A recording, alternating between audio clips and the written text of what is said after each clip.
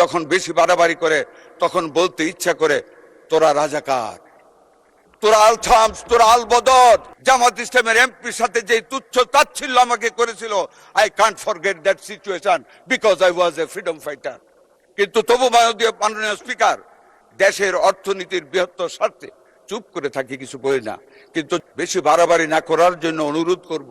গুগলে মাননীয় স্পিকার, আগ্নেয়গিরির অগ্নুৎপাত যখন ঘটে সেটা একদিনে ঘটে না। আগ্নেয়গিরির অগ্নুৎপাতের ফলে যে লাভাটা বের হয় তা অনেক আগে থেকে সৃষ্টি হয়। জুলাই বিপ্লবের সৃষ্টি শুরু হয়েছে সেই 13 বছর 14 বছর আগে থেকে জনাব তারেক রহমানের নেতৃত্বে বাংলাদেশ জাতীয়তাবাদী দল, যুব দল, ছাত্র দল, সকল অঙ্গ সংগঠন তিলে তিলে আগুনের সৃষ্টি করেছে। যে আগুন জ্বলেছিল সেই জুলাই বিপ্লবের মাধ্যমে সেই দিন ফেসিবাদকে বিদায় নিতে হয়েছিল। মাননীয় স্পিকার, আমি একজন মুক্তিযোদ্ধা, আমি 71 দেখেছি। মাননীয় স্পিকার, বর্ডারে যুদ্ধ করেছি, বিলোনিয়া সীমান্তে। আজকে যারা গণতন্ত্রের সবক দিতে চায়, যারা 71কে 24-এর সাথে সম্পৃক্ত করতে চায়, খাটো করে দেখতে চায়, মাননীয় স্পিকার একটি কথাই বলতে চাই, ভালোভাবে আচরণ করে যাচ্ছি। বদ্ধতার সাথে দেশের বৃহত্তর স্বার্থে আমাদের নেতা জনাব তারেক রহমান ঐক্যের ডাক দিয়েছেন। বিদ্যুতের সমস্যার সমাধানে সর্বদলীয় এই সংসদ থেকে কমিটি করেছেন।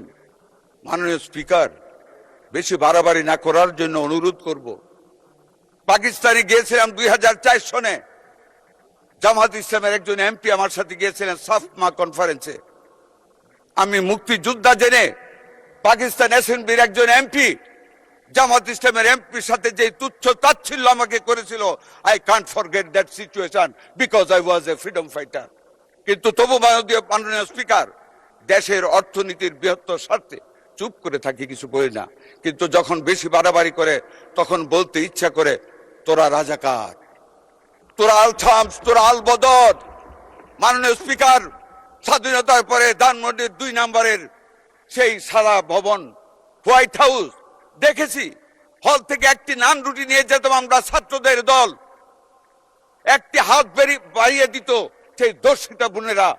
যেই মেয়েটির হাত সেই বয়সে হওয়ার কথা ছিল গোলগাল, সেই মেয়েদের হাত ছিল দুর্গন্ধে ভর্তি, চামড়া ছিল উস্কো খুস্কো।